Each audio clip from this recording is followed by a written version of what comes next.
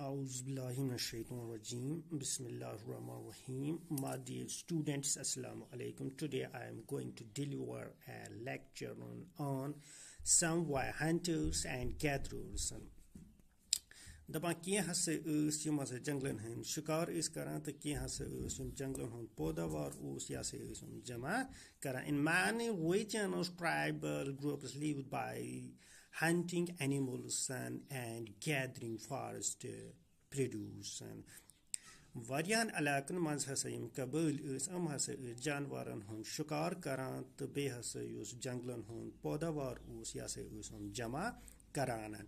They saw forests as essential for survival. Hase samjha hase janglat ch hase ch zindagi khatir zaruri. The Khondas were such a community living in the forests of Orissa. Aman mazas Kabalian has ag jamaat akan naman wanan is Khondas hase is Orissa kin janglatan mazan rozan. They regularly went out on collective hunts and then divided the meat amongst themselves. Thomas is dohayan gasan yagja shukar karna khatir the pat yelum shukar is karant impat use shukaran hundi maz usasan yase usum panway burgravana. They ate fruits and roots collected from the forest and cooked food with the oil and they extracted from the seeds of the seal and malwa. The use has a janglatan was roots the fruits and jama is karan amase is after khawan the be has use has sail the malwa use emokon biol us at belis has is til karat at tilis mas is ye kraken ranan the pat is it khawan. They used many for herbs and for medicinal purpose.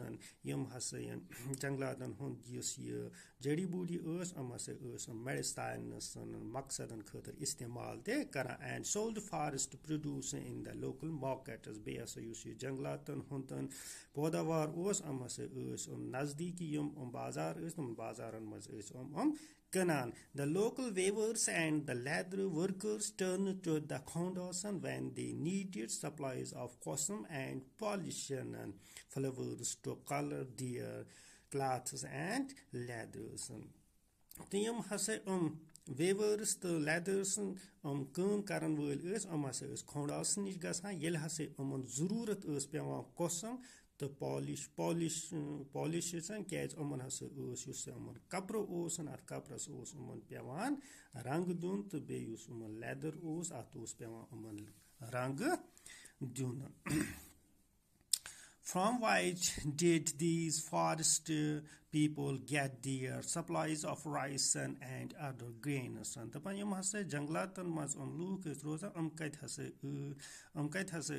and ye tumult be in dal walan herself karan. At times they exchange goods and the hase hase cheese is hase cheese and exchange karan tabadal is karan getting what they needed in return for their valuable forestry resource. For valuable forestry resource kumti and janglatan hund use podawar us yor devant or us tomul yan dalwal amanishan ratan. And at other times they bought goods with the small amount of earnings they had. The use has a queen sat as a woman use someone thought about the pons os asan zone mood budget also casan at ponsos is cheese they have some of them did odd jobs in the villages and carrying loads or building roads while others labored in the fields of peasants and farmers. दबा अमन मज हसे अमन मज हसे कह करा मुख्तलिफ काम गामों मजन यानी कि बोर सोरा सारान सरका आसम बनावान बाकी लोग यम तम हसे पीजेंटन तो फार्मरन हजन खेतन मज काम ते karan. When supplies of forest produce shrunken, tribal people had to increasingly wander around in search of work as laborers. Dapan yel has janglaton hundi podawar kam us gasan yum kabuluk is asa amas us neran kum charna but many of them, like the Baigos of central India, were attracted to do work for others. Various लोग जैसे कि Baigos हसे ٲسۍ यसान कि أسۍ हसे करो बाकियन हन खतर कम. The Baigos saw themselves as people of the forest. ٲسۍ पन्नस पानस वुछान कि أسۍ हसे छि जंगलात कन लूकन who could only live on the produce of the forest. हसे ٲسۍ वनान कि युस हसे जंगलातन म पौधावार छि नेरान أسۍ हसे हेको अथ पेठन गुजार करितन. It was below the dignity of the Baigos to become a laborer.